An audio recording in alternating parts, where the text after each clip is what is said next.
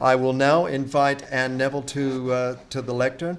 Anne researches and teaches in social policy at the Crawford School of Public Policy here at the ANU. A major focus of Anne's research is the impact of funding and performance frameworks on third sector, not-for-profit service delivery agencies and their clients. And most recently, she has examined the area of disability employment, where she's been the lead chief investigator and sole chief investigator in 2 ARC-funded linkage projects. Anne. Thanks, John.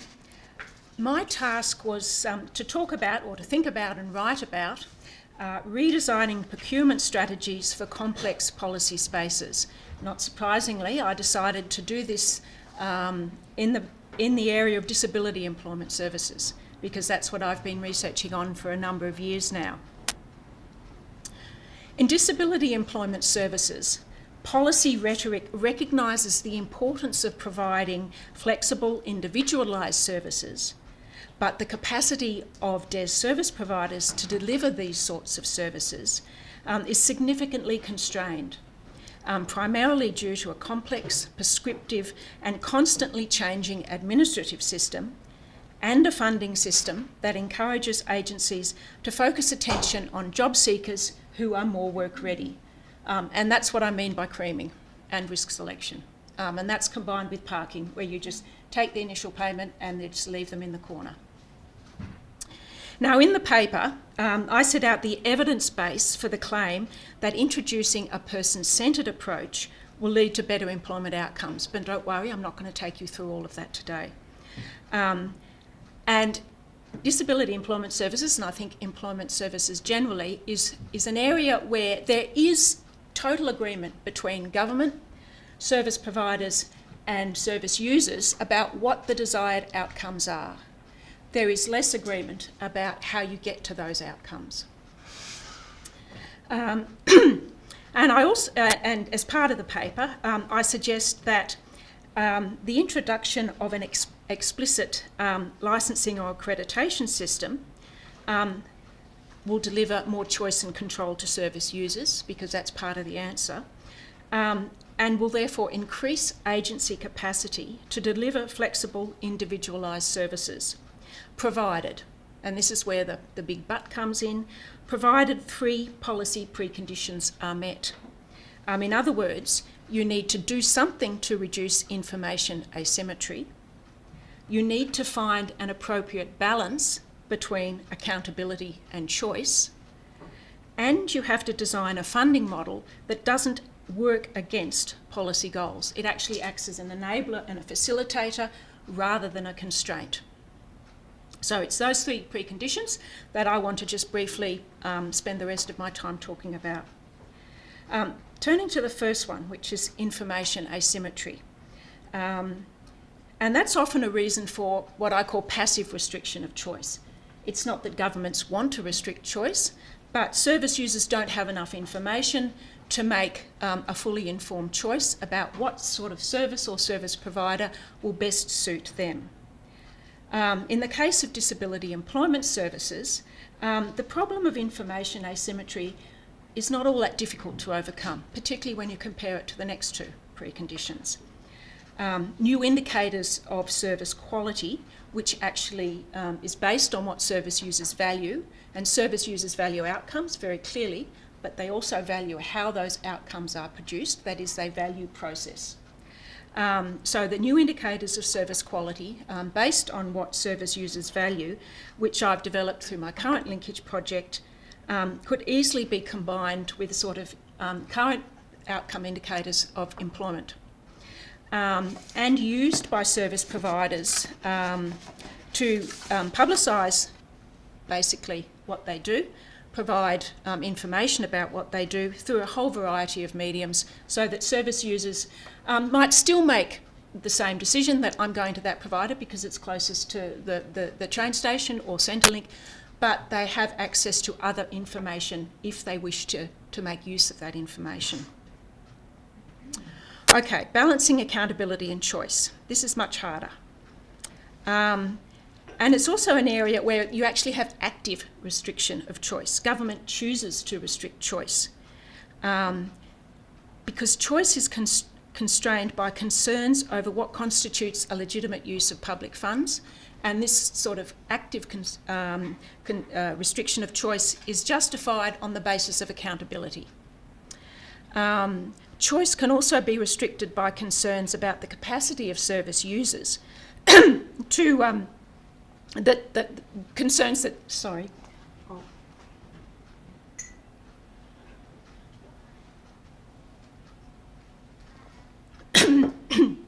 So choice can also be restricted by concerns that service users may not have the capacity to make optimal choices. They may choose the wrong thing. They may choose to do things that is actually not in their best interests, or won't get them to the goals fast enough.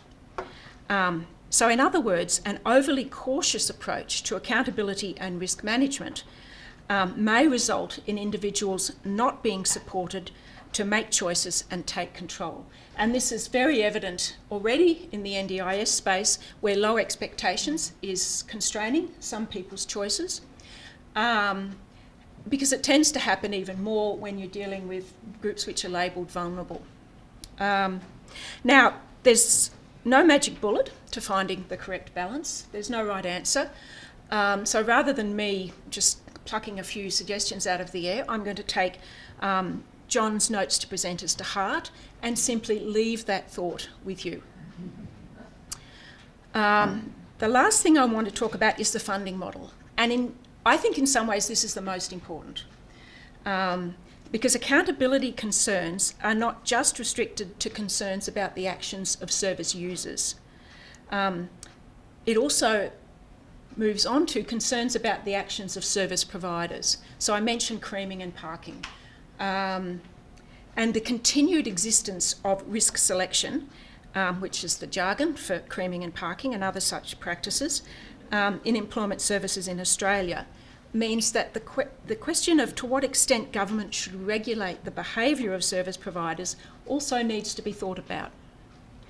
Now, disability employment service providers are selected at the moment through a competitive tender process, funded by an outcome-based funding model that requires achievement of milestones before payments are made. Agencies are contracted to provide services within a designated employment service area and allocated a certain market share within that ESA. And this is the competitive market. So you can already see there's a lot of restrictions around actual exercise of competition. Future contracts and percentage of market share are dependent on agencies' ranking relative to other agencies, not just within their ESA, but across the whole of Australia. Now, the international literature recognises that quasi-markets are subject to risk selection. But in Australia, where continued funding is dependent on performance relative to all other agencies, as opposed to meeting some sort of best practice standards or benchmarks, which I must, this is a footnote, add that agencies are also audited against National Disability Service standards, but they've got nothing to do with whether or not their performance, whether their contract is renewed or not, or their allocated share is cut. And with a funding model that only rewards outcomes, there's even greater incentives for reasons of survival for agencies to engage in creaming and parking. So I'll finish with just two suggestions as to how you could reduce the likelihood of risk selection. The first is to deregulate market entry and exit. That is, entry into the market is dependent on licensing on an accreditation process, an agency ability, and I think this is important, to continue operating within a particular area is dependent on business decisions made by the agency itself, rather than decisions taken by government about the comparative performance of that agency compared to every other provider in Australia. And those decisions based on a very untransparent regression model which produces star ratings. The second is to change the payment system, and this is where thinking about process comes in, so that the achievement of interim milestones are rewarded. In other words, recognising that sort of causal linkage that I said is, the evidence base for is in the paper, that in order to get outcomes, you actually have to do certain things to increase the likelihood of achieving those outcomes. So let's reward providers that actually do those things that we know will increase the likelihood of achieving desired outcomes. Yep. Okay, I could talk about for 2 minutes, but I won't, about weightings. I'll just leave it there. Thank you. Now I'd like to invite Cassandra Wilkinson to the podium. Now, Cassandra kind of defies categorization. She has a diverse background covering the not-for-profit sector, politics, and the media. She has held executive roles in state and federal public sectors and has undertaken external affairs roles in business and the education sector. She has expertise in infrastructure, transport, public policy, public sector management, and has touched on issues of leadership inequality and happiness economics. And she's published diversely on politics and parenting, so she's obviously a Renaissance woman for all seasons. Cassandra, and that's you. Thank you. That's very overwhelming. I started to wonder today, since we're all clearly so extraordinarily expert, that if all of us are as good as John says we are, we ought to have this whole thing wrapped up fairly swiftly, solve the nation's problems very, very quickly. That's just a picture of Johnny Depp. But We're the that's dogs. essentially what we're here for, is because lots of people want help and we need to get better at helping them. So we're going to help each other get better at helping today.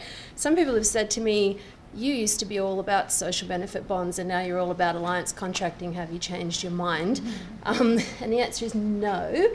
There are horses for courses. There are all kinds of different problems. Some of those problems lend themselves to contracts, managed markets, cooperative solutions, standard contracts.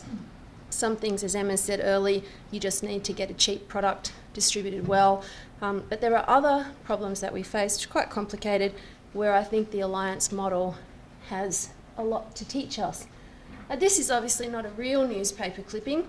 This is just a newspaper clipping that I wish I would see before I die, somewhere, sometime, that the media would report that government announced that some things they were doing might help a few people, and the people that it helped might be helped for longer than the program runs, and that we might learn a bit while we're doing it, but we're not really sure precisely what the outcomes will be or exactly how much it will cost, because it's really hard and it's very difficult, and the people we're working with have complex needs, and their behaviour can't always be predicted with certainty, and we're all just trying to make sense of some very difficult things.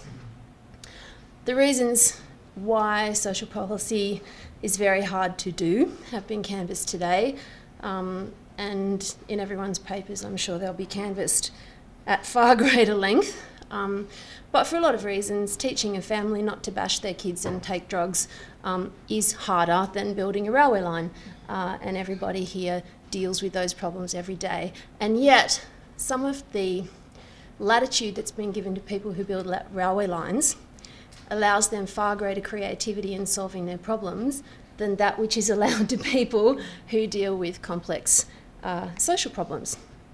These kinds of problems, the problems that we keep calling wicked problems, and in fact the pressure to solve models of service delivery for wicked problems is growing quickly. A lot of people have talked about the NDIS today.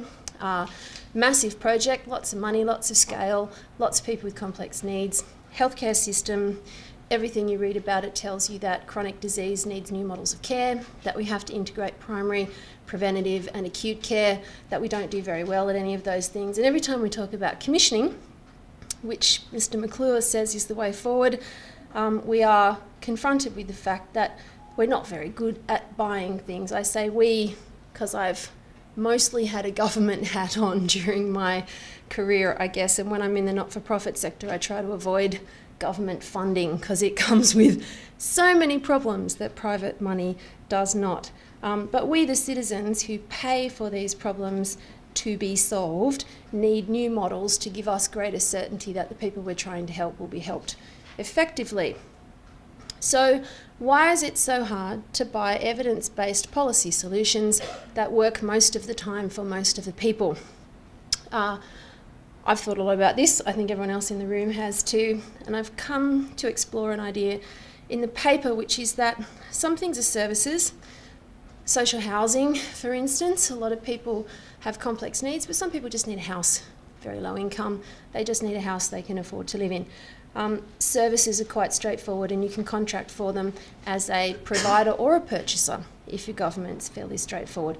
There are treatments, which Peter and Emma and I and others looked at a great deal when it came to social benefit bonds, because a treatment, to my way of thinking, is something which is quite rigidly defined. It's something like functional family therapy or drug courts or multisystemic therapy, where there is a defined methodology, it's replicated to a formula. Last night there was a discussion about the ingredients of policy. I see treatments as areas where there's both ingredients and a recipe, and approaches are areas where we have ingredients but no recipe. So approaches are things like case management and brokerage, where we know that we need people trained in social work or similar skills. We know that a client needs some amount of employment services, some amount of drug counselling, some amount of housing support, some amount of psychotherapy of some kind, but you can't say exactly what the recipe is. How many hours of this delivered by a person of what level of qualification? How long will the effect last? How long is the minimum duration of your treatment in order for you to have a predictable result? So services you can contract. Treatments you can do on a social benefit bond, on a full risk transfer. Approaches, which is frankly most of what we do when we do social services, need something different. This is something different. This is the Heathcliff, the Seacliff Bridge in Heathcote. The reason this is a lot like helping a family who have high-level chronic social problems is because that piece of escarpment has 5 different geological profiles. The road that bridge replaced was falling off the cliffside. When they explored the opportunity to tunnel through the hillside, they discovered Aboriginal heritage sites. It's a national park full of ecologically unique and precious things. So instead of picking a solution, what the then RTA did was to find the right partner among the many engineers available, and so that we think it's probably going to cost $10 million to build some kind of something, a road, a tunnel, a bridge, something, but the existing road's falling into the sea. The bridge they came up with cost them $50. It's electrocuted because the concrete sits in salt water, so there's electrical currents running through it, which was a new thing they invented. It's actually 2 bridges, some kind of suspension bridge and a cantilever bridge. Everything about it is fascinating, interesting, and unique to its particular set of problems. It cost 5 times the original budget. Everyone agreed it was great value, money well spent, the community love it, the government's very happy. Nobody gets to do that with kids in out of care. This is the stuff that we need to do for kids in foster care. This is the stuff we need to do for drug addicts. We get to do this with bridges and railways all the time. This is a happy couple in New Zealand living outside a typical New Zealand home, which I've picked because they live somewhere near the Canterbury District Health Board, which is globally renowned for having effectively managed integrated public health. They use alliance contracting. They went to more commercial contracts, couldn't buy the things they needed, found that they were having to revise and review and alter and change things over time, so they've moved to alliance contracting. Alliance contracting allows you to test a hypothesis, talk to your stakeholders, talk to your suppliers, determine your unit costs, determine your variables, understand your risk, and then only finally, when you've got a good picture of what your costs are, what your risks are, you then get to allocate risk between the parties. You then work out the rate of return. You then make your contract once you've defined the problem. So this is the kind of thing that I think we should be able to do more of in social service contracting. Thank you very much for your time. Our first speaker today will be Melina Morrison, who was appointed the inaugural CEO of the Business Council of Cooperatives and Mutuals in 2013. Melina is a founding director of the Cooperative Businesses Advocacy Organisation Social Business Australia, which was established in 2009 to increase recognition of the contribution of member-based business in the national economy. For the last 10 years, Melina has headed media campaigns for peak co-op bodies, including the International Cooperative Alliance. As I'm sure she's about to demonstrate, she is a powerful advocate for the mutuals and cooperatives movement. Melina. So you've described me as an advocate. I describe myself as a cooperative nerd. I have to apologise in advance. So thank you very much for the opportunity to be part of this discussion today. As a disclaimer, I'm not an academic, I'm not a policy maker, I'm not a policy advisor, I'm an advocate. Less charitably, I'm a lobbyist, so I won't ask for permission, I'll just ask for your forgiveness later. So I hope I can keep to my time. Thank you for the discipline of 10 minutes. It's probably better if I read from my paper, better for you and better for me. As the first national body representing cooperatives and mutuals, it's my job to spruik the model. And to do that, we have to produce evidence about the model and demonstrate its currency and its relevance. So 2 years ago, actually I'm thrilled that the discussant today is Dr. Stevens, because 4 years ago, Ursula launched the precursor to the Business Council of Cooperatives and Mutuals, which was Social Business Australia. So the circles come around, Ursula. We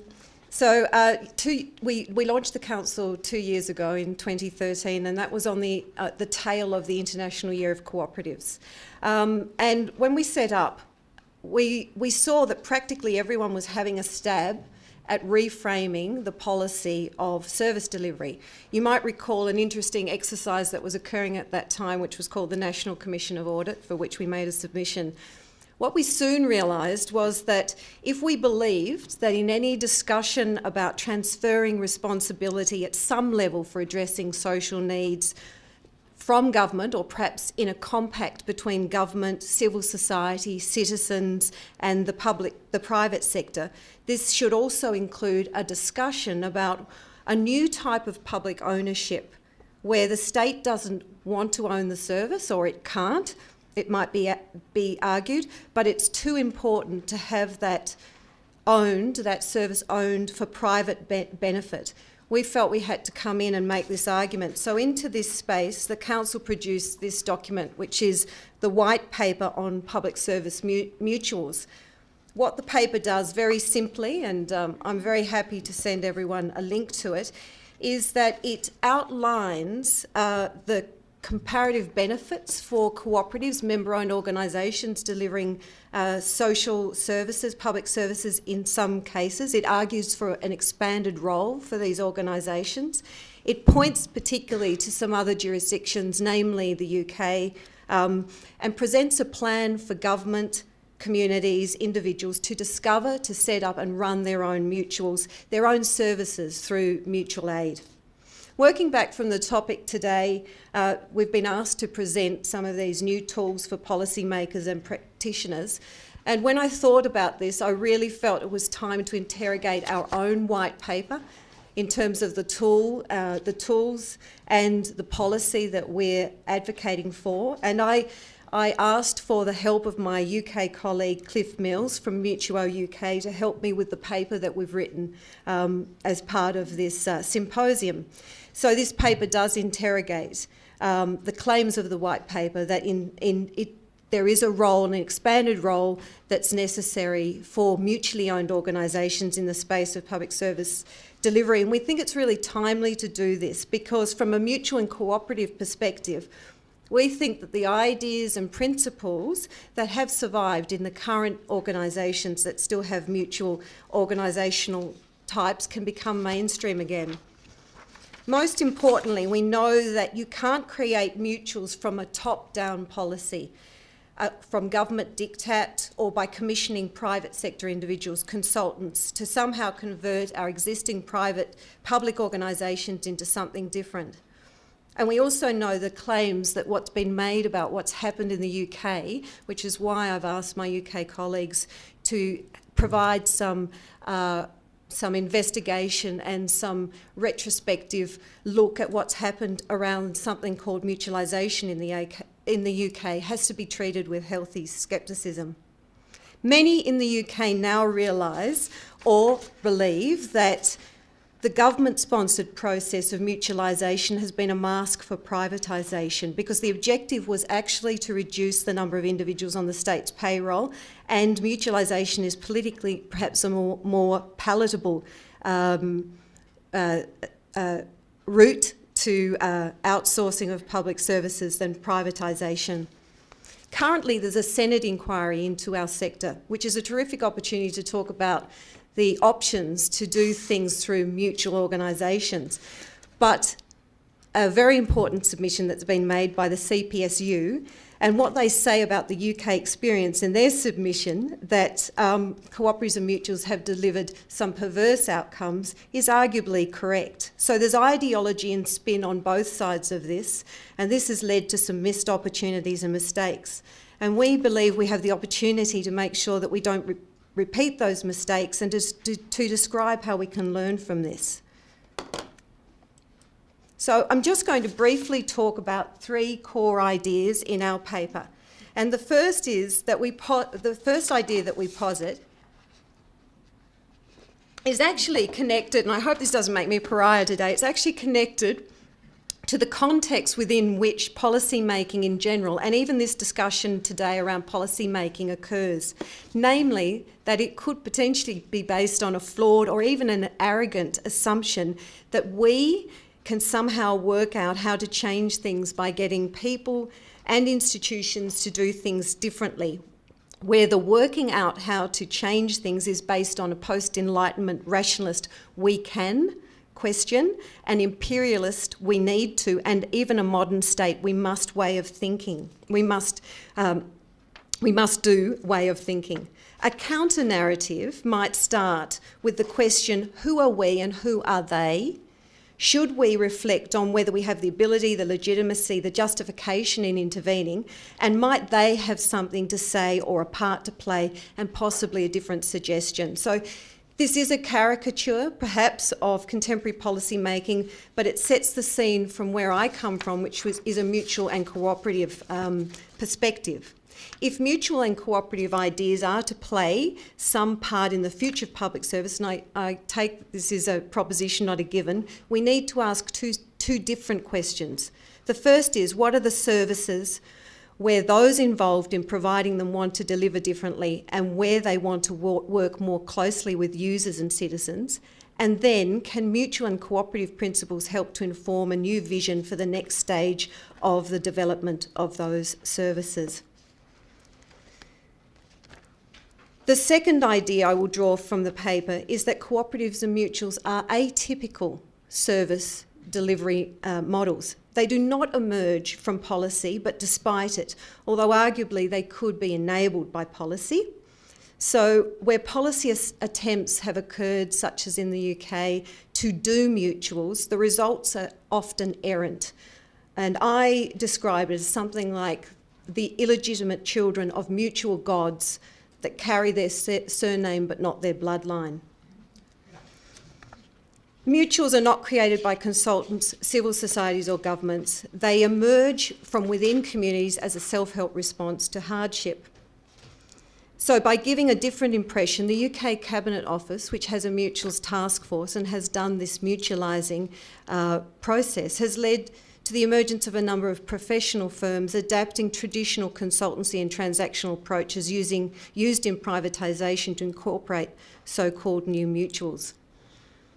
So not only has this created a wrong impression of what's being established, but in the short timescales, which are much more based on electoral cycles and accounting years, make it extremely difficult to achieve anything from a worthwhile mutual perspective. A couple of minutes. So what I might do is jump forward and just say that in the gloom of this, there are also very positive, good and interesting examples, and these are 3 examples in Australia right now. National Health Cooperative, which currently accounts for 7% of the ACT population in primary health care, is essentially a cooperative of budget holders where each member is a payment trigger via the Medicare rebate.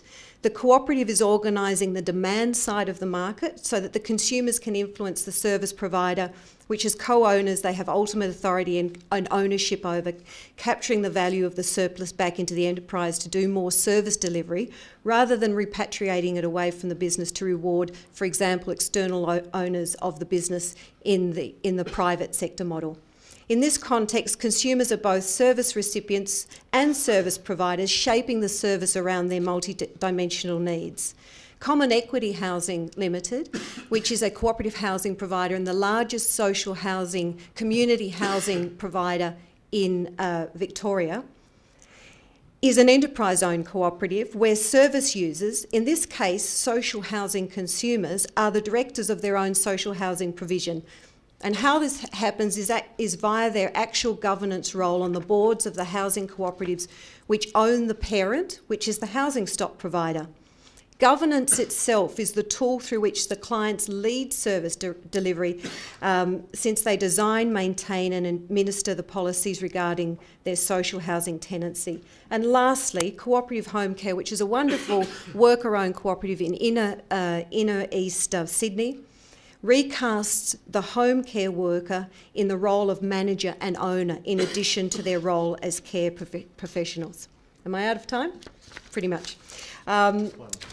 So my final idea to pull out from the paper is that there's something going on about power here, or rather the transfer of power from policymakers to service users.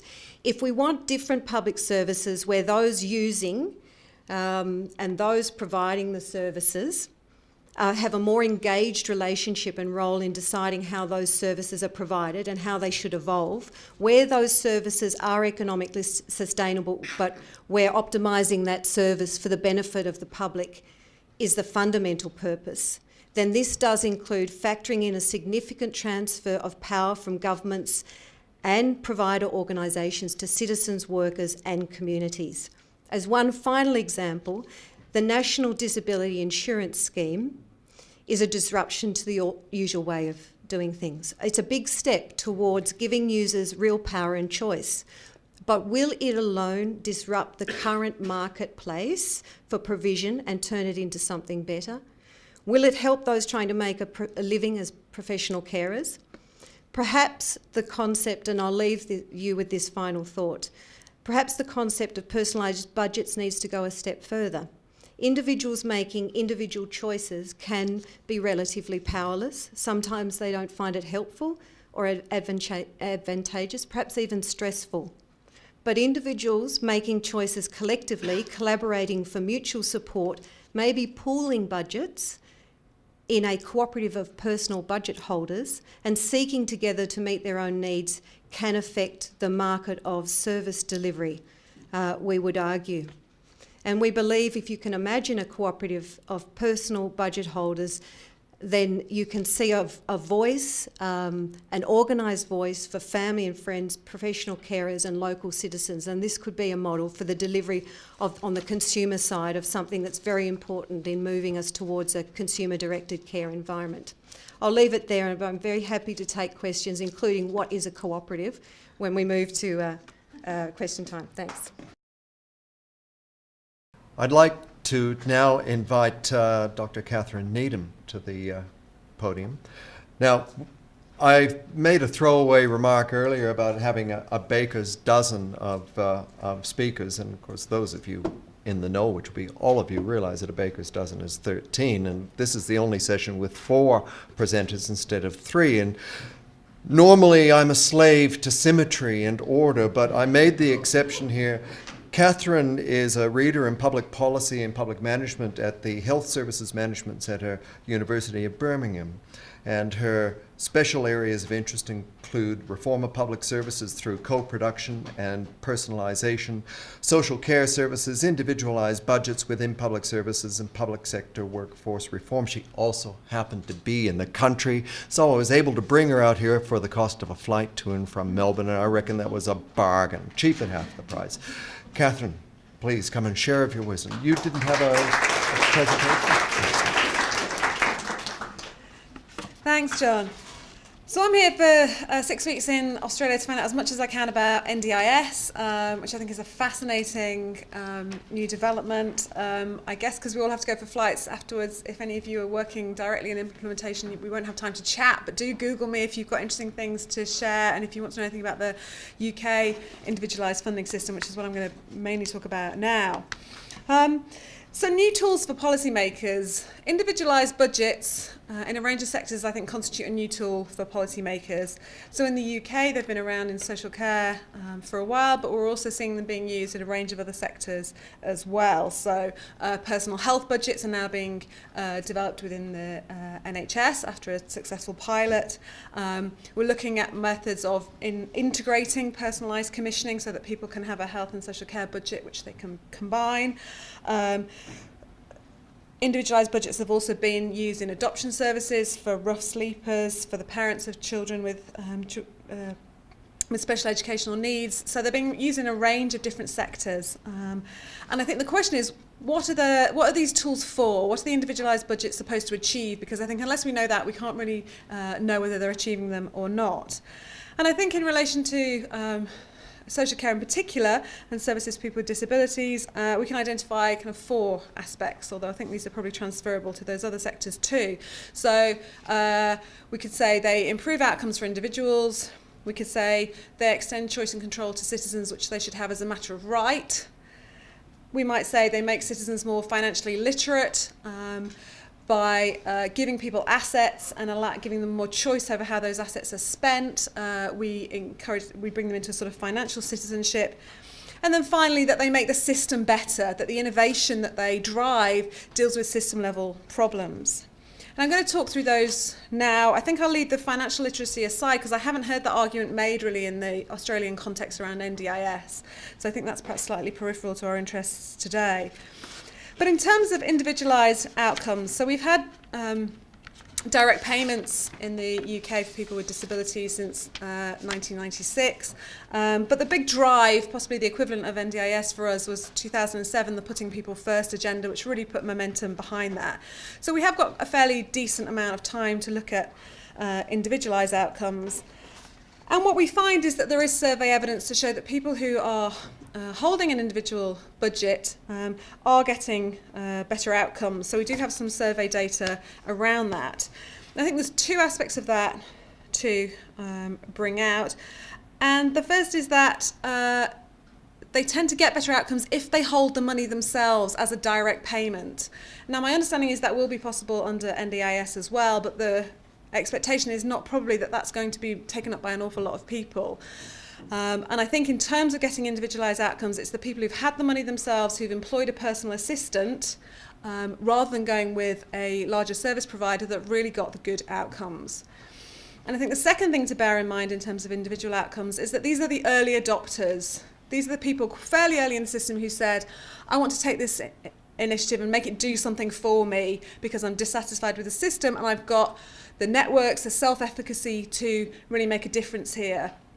So I think there is a danger that we extrapolate too much perhaps from some of the good early outcomes for individuals to assuming that that's going to be a mainstream finding. So in the UK, where personalised budgets can be held by older people as well as by young people with disabilities, take-up of direct payments has been around 25% in relation to, say, learning disabilities, 7% for older people. So the take-up of actually that more innovative opportunity has been relatively small so far. Second aspect, a matter of right, and this I think is very difficult really to argue against, that, you know, when we're offering people here the opportunity to have choice and control over what time they get up in the morning, what time they go to bed, how they spend their day, the things that most of us take for granted.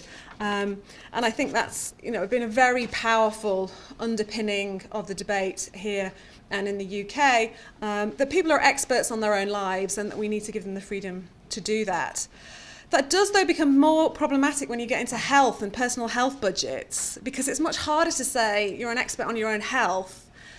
And if you want to take your personal health budget and spend it on aromatherapy, how do we feel about that? Is that really what we want NHS money to be going on? How does the kind of formal evidence base interact with the kinds of things that people feel themselves will make them better, which might have well-being benefits, even if they don't necessarily have kind of clinically proven benefits? So I think that issue of kind of choice, control and rights is, in the social care sector, I feel like the case is proven, but it does become more problematic when you move into other sectors where we perhaps, professional knowledge has been much more carefully guarded, perhaps in relation to health. And then the third one, the fixing the system. And here, this is, I think, where my greatest doubts lie around individualised funding. We did things, I think, in a slightly different order in the UK. So we outsourced public social care services before we individualised the funding, really. Whereas it seems here you're doing both of those things at the same time, and that seems to me to be a recipe for a very turbulent few years around social care. But one of the things in relation to the UK was that a lot of particularly home care and residential care services are of really poor quality, very low paid, low trained workforce, delivering care in a very commodified way. And the idea was if you gave people the budget themselves, that they could drive a change in the system. There was an assumption around if I've got the purchasing power, then I can make a difference. Whereas particularly in elder care, we've had self-funders for a long time. So if you don't meet the means test, around 40% of older people make some contribution to their care. So, they've had that power of the purse for a long time. And if you look at self-funders, which people don't do very often, there is some data to suggest that actually they don't get great outcomes either. They haven't been the engine of good quality in the home care sector because they can't afford, just as the state can't afford, really to pay for quality in that sector. And so, we find in the self-funder sector, people making decisions at a point of crisis. They don't have the information, they don't have the capacity to make good choices. And it seems to me that for lots of people with individualised budgets, that will be the same, unless we can get information, advocacy and support in at the right point. And that, I think, has been the take-home message for me from looking at a range of individualised funding systems, is that when you speak to people who've been through them, some of them say, it's great having the opportunity to make the choices. But what I really liked was the opportunity to sit down with somebody who listened to my aspirations, what I wanted to do with my life, and help me think about what some of the choices might be. So it's that support planning role and developing that kind of relationship with somebody who's looking at you much more from an assets perspective rather than around your deficiencies that's really made the difference in a range of the different pilot evaluations that we've seen. So in relation to NDIS, I've heard quite variable stories about the planners, but they seem to me the real, possibly the kind of crucial intervention in that system. And it seems perhaps not enough imagination and effort is being put into thinking, who are those planners? Have they got the right kinds of skills so that they're helping people make different kinds of choices if that's what they want, and to have different kinds of conversations. And I hope that the system will develop in such a way that planning is done well, that information, advocacy and support are there for people as they make choices and as those choices develop, so that you end up with a system that drives innovation, change and quality, rather than just giving people a shopping list of fairly poor quality choices. Thanks.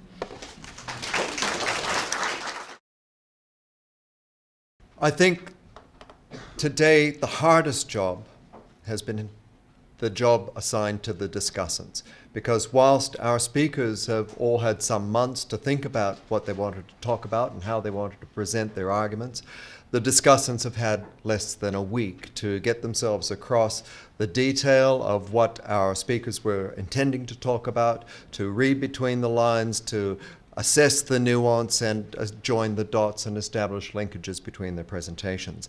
Our last discussant for the day is Dr. Ursula Stevens, who is, as we all know, is a former Labour Senator for New South Wales, first elected to the Senate in 2001. Ursula was appointed Parliamentary Secretary for Social Inclusion in the Voluntary Sector by Kevin Rudd, and as Parliamentary Secretary assisting the Prime Minister for Social Inclusion. Ursula was instrumental in mapping out the Rudd Labour government's strategic framework for the not-for-profit sector reform process, and is regarded, or was regarded by many, as the champion for sector reform. Since ending her term as Senator in 2014, Ursula has turned her attention to supporting community organisations and enterprises. Ursula, I now invite you to the lectern. Thank you very much, John, for the opportunity to be here, and thank you very much to the contributors to this section. Always great to talk about innovation and new models, given the extent of what we've heard today, and it is great to have a baker's dozen, to have 13 magnificent presentations today, notwithstanding Peter's spectacular performance this morning, as an addition to that, and of course we're going to hear from Paul following this session. So these are 4 very different, very important contributions to the debate. Very detailed and profoundly different ideas and models to contribute to the challenging issue, which is the necessary preconditions to exploring alternative approaches to addressing social needs. And the significance of the contributions at this time of the day are not to be underestimated. So I had the opportunity to consider the 4 papers, as John has suggested, and tried to pull out some common themes. And many of the themes are actually the themes that have endured throughout the day. So first of all, the issue of having evidence of success and the challenges of substantiating policy success over time has been a recurring theme throughout the day and in these papers. Secondly, the issue about value for money and best value and public benefit, and actually the question about to what extent do we accept the principle of do no harm as a justification or an outcome, is something that we need to really consider. Each of the papers goes to the issue of competing vested interests and political interests, and we can't actually have this kind of a debate and a discussion without remembering the externalities of political ideology and the motivations that may occur in terms of policy development and presentation by governments, and the fact that that actually changes many of the dynamics for people midstream in the way in which they may be trying to deliver services or address complex needs.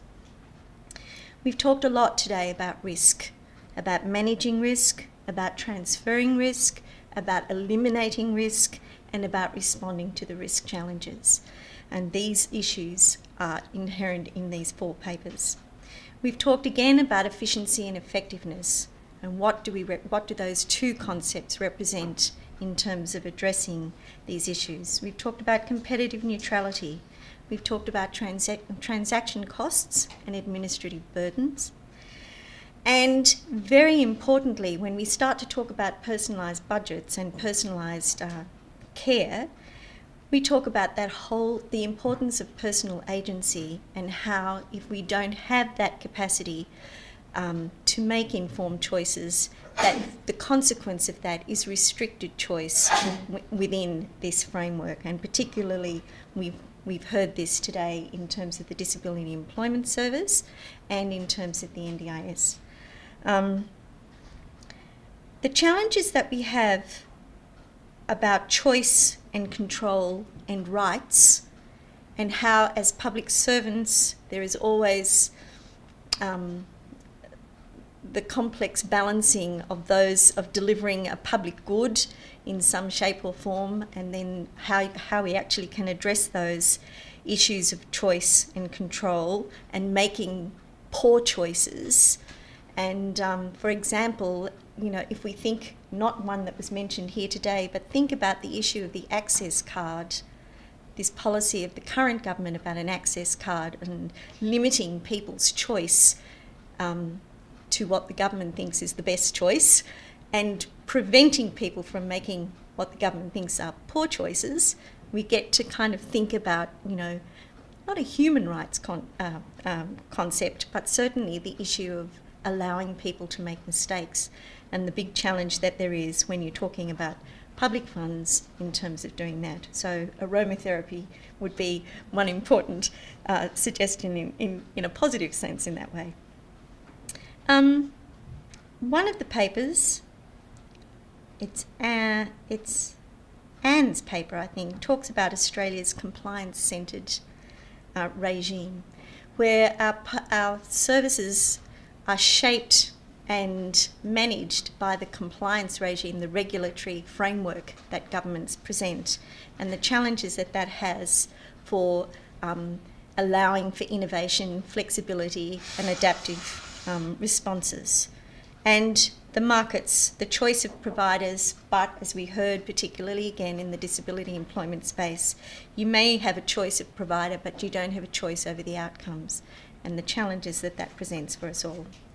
So I was very taken by Cassandra's alliance modelling. I have to say my own experience in government with alliance modelling was a abject failure in the terms of, we presented with the, many of you will remember the Indigenous housing policy. That was totally done on alliance contracts, and I think at the end of the assessment period it was deemed to be really problematic because the alliance model had been developed out of a presentation that had been given to government around defence procurement. So the same kind of systems had been put in place that were very common in the defence arena. But when it came to the Northern Territory and trying to develop housing outcomes, what did we discover? That the kinds of institutional arrangements that existed in infrastructure support, bankable contracts, insurance regimes, those kinds of things, the idea that you can actually share the risk and share the reward just didn't translate into housing construction in remote communities. So there are real challenges in the way in which alliance contracting suddenly becomes, you actually have to have the flexibility to respond. You don't start with the budget outcome here and say it all has to fit within that framework. So I was very taken by your approach, and I love the idea of the bridge as the concept of how it could be done so much better. In terms of the Anne's paper about the disability employment services again, I think that issue about risk selection is the one that we need to think about the most. So her example about creaming clients, parking clients, and she didn't mention churning, but churning is still a very significant feature in our employment services, is something that we need to think about in the future, and how we can actually use some kind of a licensing and accreditation process that allows businesses to make those decisions for themselves. That is a very important recommendation, and it's really a very thoughtful paper that John described it as forensic. It is actually really gives you a critical lens in which to think about the most current employment services contracts that are rolling out at the moment, the way in which we're dealing with the compulsory participation in work for the dole for people under 30, those kinds of things. So it goes beyond just the disability employment space into the greater employment services contracts that are currently underway. I'm saving Melina till last, but I just want to go to the issue of the NDIS.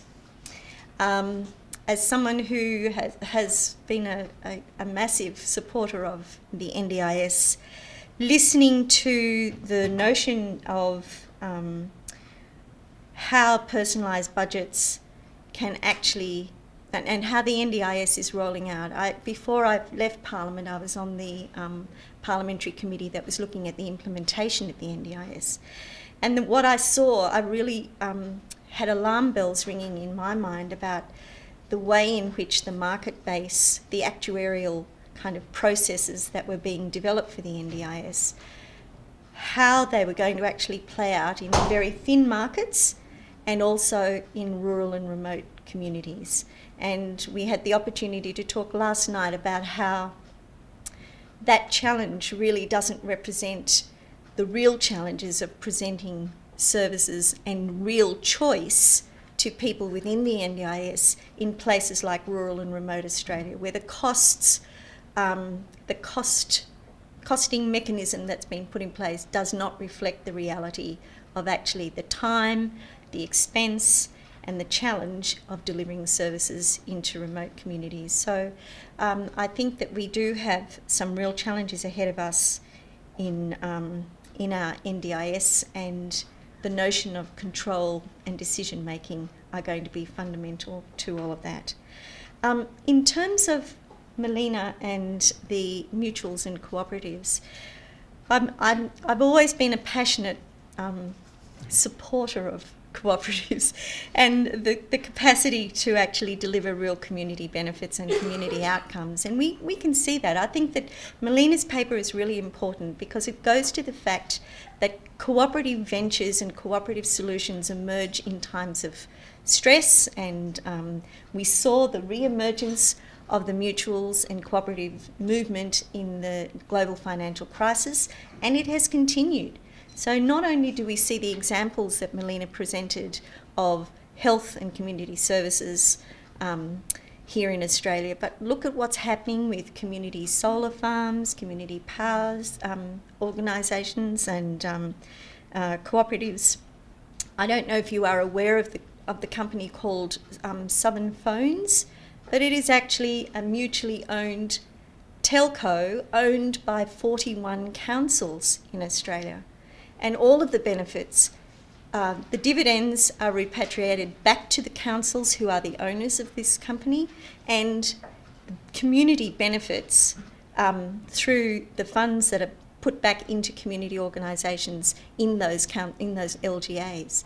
So we can see that there are different models emerging for community benefit.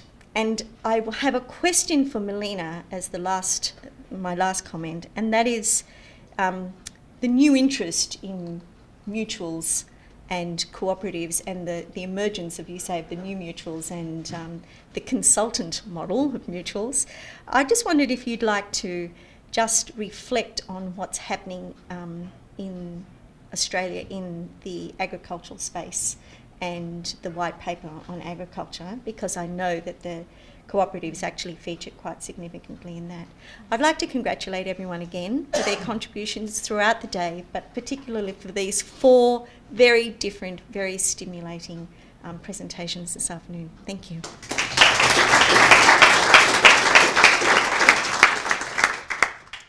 Thank you. Thanks very much for the fantastic summary of all of the papers, Ursula. So just to leap straight to what's happening with agricultural cooperatives, I guess that's a really good example of how, if we can control or manage the program in a way that fits with the mutual principles, it could be a very effective outcome. So what's happened with the white paper, this is the Agricultural Competitiveness White Paper, is, and I hope it's as a result, I think it's as a result of our lobbying and advocacy around the need to enable particularly producers and family-owned farms to be able to collaborate, to cooperate to compete in the market, particularly where they're not able to reach up and down the market supply chain in order to make sure that they get a good return to keep themselves even in business. So you can kind of see that in the race to the bottom around milk prices, for example, and the way the supermarket duopoly creates some downward pressure. So the Minister for Agriculture has put $14 million into a pilot program to stimulate the idea that we can investigate modes of collaboration in the agriculture sector, including cooperatives. And that's a very exciting, because it's a funding program, because it's unprecedented. And what we've inflected back to government is that it's really important that the way that that program is shaped and developed is done with the cooperative and mutual movement, so that it can be informed by what is a sort of shared stewardship of the model, which is the way that the model has succeeded through time. And the paper for this symposium does use the UK as an example of what can happen when there's government capture or ideas capture. So it's a good example of where we'll see if we can actually help shape the models to have the most successful outcome from that funding commitment. So my question actually is for you, Catherine, about the UK experience with personalised budgets. So you said a couple of things that piqued my interest. The first one was you mentioned that unless we can get information, advocacy and support in at the right point, then we don't get as good outcomes. And then you made reference to the planners. And I wonder whether or not the planners, because they're employed by the agency, are in fact the best source of information, advocacy and support for people, or whether in fact independent advocacy, information and support might have a role to play there, and how you might see that. And my other question for you is, you talked about your surveys being the results of early adopters in the UK, and you gave me the sense that in the UK people had the choice to choose a personalised budget or to stick with the system they already have. As the NDIS is rolling out here in the ACT, people are not being given a choice about entering, and I'm wondering about the difference you think that's going to make, where people are not actually exercising initial choice and control about when they go into the scheme. There's a bit of a struggle here to sort out the respective roles of government, business, civil society and individuals, which we've been coming back to all day. But this is a very long history of this struggle. It's not new. Friendly societies, for example, were replaced by government health insurance. You've got a lot of mutuals became more like private companies, and RMA became actually a private company. And you've had these shifts over time. And I guess what's in my mind as we're moving forward now, what are the principles each of you see as governing who fits in where to make the system more effective? Something I wanted to ask about was, I don't know a whole lot about employment, I've only just started looking at it, but it appears to me that the role of of employment agencies in providing the sort of the fee-for-service burden in order for people to get their unemployment benefits is sometimes a bit sort of contradictory, or competes with their role in the sort of the outcomes focused finding them a job. And I was just wondering, in your model, how you sort of explored that kind of, delivering the activity test sort of on behalf of government so they could get their benefits alongside the delivering of employment itself. Yeah, I think I agree. I guess I focus on planners because I know that the planners are there, and from the providers I've spoken to, and actually some of the people from disability organisations, I get the feeling that currently the planner is the person who makes the decision. By the time it gets out of the kind of planner's hands, decisions have been made and can't be unmade. So I agree, I think peer support, independent advocacy would be a better model, but I'm not sure that that's currently funded or designed in, and therefore it does seem to me as though that's why I say an awful lot of weight is resting on the planners, and my sense is that the planners are quite variable in the extent to which they're really kind of using the potential for innovation in the system. So I agree they're not perfect, but perhaps they're the best vehicle maybe for that at the moment. In the UK, you can continue on a managed personal budget, which means that the local authority looks after the money for you, and you can effectively continue with quite a similar kind of system, which is why I said that I think the scope for turbulence here is much greater, because you're changing your provider market at the same time as individualising budgets, whereas although there was overlap, we sort of did one before the other. And so again, I guess it means therefore that the plan that's selected is particularly crucial, because everybody is having to change. But another thing I've picked up is that a lot of people will be excluded from the scheme as well. So that actually this is not everybody with a disability. This will be a particularly high-end group of people who will have a package. There will be a lot of people who don't, and I guess what's not clear to me is kind of what's available for them and how much. There is a sort of national disability strategy, which is really thinking about how we, offer choice and control and access to mainstream services for people who don't get a package. And I guess in terms of Andrew's question of the principle of who fits in where, I think obviously that's a tricky question. I suppose I'm increasingly interested in the questions of not necessarily sector, government, NGO, private sector, but size. I think small organisations deliver things better than large organisations, and it doesn't matter whether they're public, private or NGO. And so that's something I guess I'm pursuing in terms of my own research. I think it's a really difficult question as well, and I think I would tend to side with Cassandra, which is that these models are very mutable, and it's not about deciding, from my perspective, beforehand what are the right roles for each of the individual stakeholders or players. It's starting with the question. So if we're it's again that sort of form will follow function idea that I'll go back to the questions. What are the services where those involved in providing them want to deliver differently, and where they want to work more closely with users and citizens? So starting there, then from a cooperative or mutual point of view, we would investigate, or we believe we should investigate, whether cooperative principles can help inform a new vision. They may or may not. We do, I guess, reflecting on today, there feels like there is an absence of the voice of the citizen. The citizen is not in the room today, and I guess there's been a lot of talk about doing 2 and 4, and the mutual perspective is with and by. So I have a natural bias to the role of the citizenry in being part of the grassroots, both the workers and the users of services being much more able to inflect. But I think it's very much about where the model drops out of the strategy. I didn't address in the paper this question of to what extent should service providers be monitoring,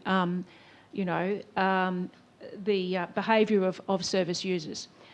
So I've just done a lot of quick thinking about what I would say to this, and I sort of went back to principles. Which I did talk about, was service provider agencies need more autonomy. They should be treated as professionals who are capable of acting in a professional way. Extending that principle to that specific question has, this particular service user applied for the certain number of jobs that the government requires them to do.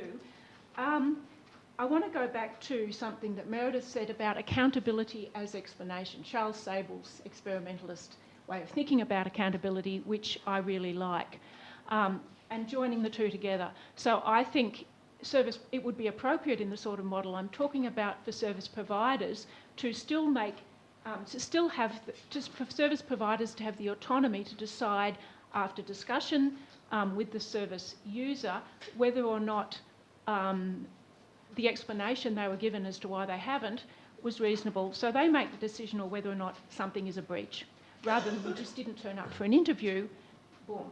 And I think service providers do this anyway, really, on the ground. The discussions I've had with them is that, they get pissed off when the explanation given is, there wasn't any public transport available, and they knew perfectly well that the service provider actually lived 400 metres down the road from their office. Or they know that someone is really not in a good space at the moment because their father has died, who is an important support person in their life, so they actually can't cope with applying for that many jobs because getting the rejection letters back is just too much to cope for. So they have said, just look, don't worry, just back off, when you feel able, commence. So it's that would be. But I mean, there are so many, if you start thinking about all the sorts of decisions that need to be taken, I just sketched something out. But I think, there's a lot of things that need to be determined before the whole thing works, but those are the sorts of decisions that need to be taken in consultation with service users and service providers. Cassandra, I've got a question for you. Peter Wilkins from Curtin University. I was really taken with your idea of bringing alliance contracting to the table to think about how could that be adopted and applied. And the bridge example is fantastic and the innovation involved. But I'm wondering if you can comment about thoughts in the human services area, how you'd go about choosing your alliance contracting, selecting out of potentially competing bidders of who would be the best partner in a state of uncertainty. And then at the other end of the process, thoughts about how do these alliance contracts come to an orderly ending? Well, first of all, you don't take your advice from the people who built the Collins-class submarine. I'd suggest probably having a look, as many people have said today, at New Zealand, where part of the process involved developing a provider market. So much like your work with NDIS. Quite often government is trying to risk transfer by sending a responsibility out to market that it can't solve itself without realising that maybe no one else can solve it either.